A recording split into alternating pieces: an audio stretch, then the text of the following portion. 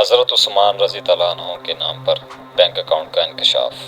سعودی عرب کے ایک بینک میں حضرت عثمان رضی اللہ عنہ کے نام پر آج بھی کرنٹ اکاؤنٹ موجود ہے۔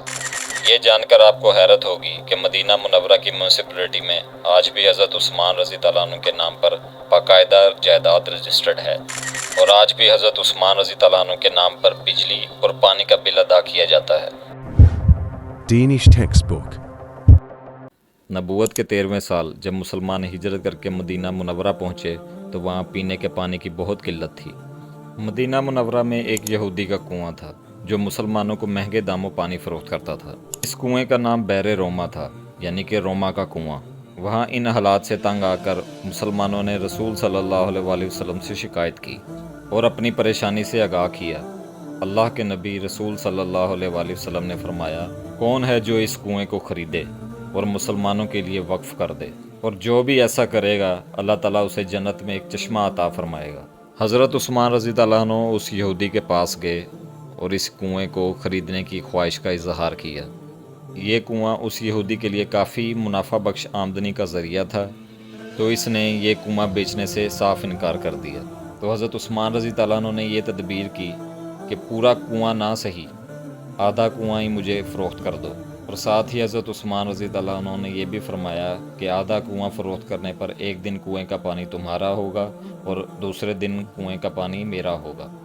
یہودی ان کی اس پیشکش پر لالچ میں آ گیا۔ اس یہودی نے سوچا کہ حضرت عثمان رضی اللہ عنہ اپنے دن میں پانی کو مہنگا فروخت کریں گے، اس طرح اسے زیادہ منافع کمانے کا موقع مل جائے گا۔ اور ہوا یوں کہ اس یہودی نے آدھا کنواں حضرت عثمان رضی اللہ عنہ کو فروخت کر دیا۔ حضرت عثمان رضی اللہ عنہ نے اللہ کی رضا کے لیے مسلمانوں کو وہ کنواں وقف کر دیا، اور اپنے دن میں مسلمانوں کو اس کنویں سے مفت پانی بھرنے کی اجازت بھی دے دی۔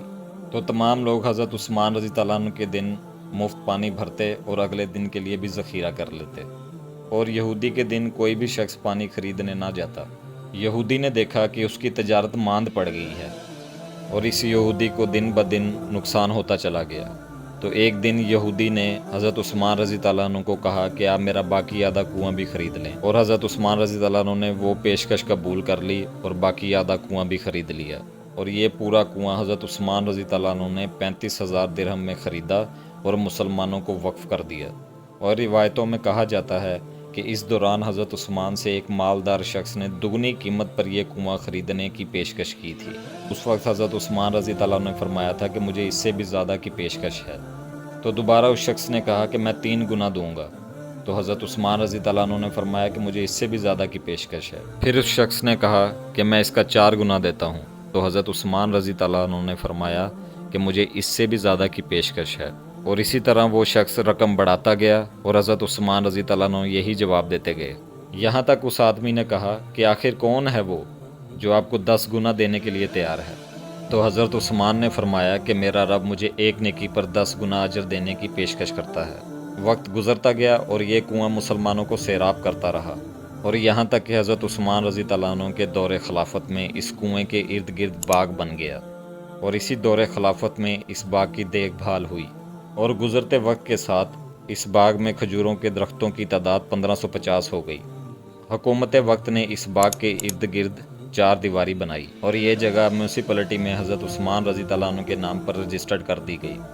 وزارت زراعت یہاں کی کھجوریں بازار میں فروخت کرتی، اور اسی سے حاصل ہونے والی آمدنی حضرت عثمان رضی اللہ عنہ کے نام پر بینک میں جمع کرواتی رہی۔ چلتے چلتے اس بینک اکاؤنٹ میں اتنی رقم جمع ہو گئی، اس باغ کی آمدنی سے مدینہ منورہ کے ایک کشادہ علاقے میں پلاٹ لیا گیا کہ جہاں حضرت عثمان رضی اللہ عنہ کے نام پر ایک رہائشی ہوٹل تعمیر کیا جانے لگا۔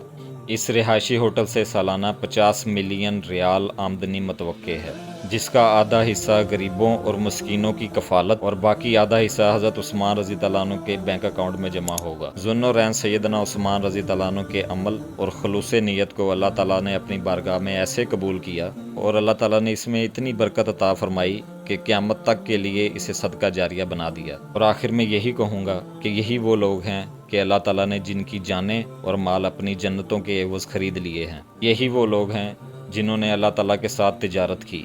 فی امان اللہ۔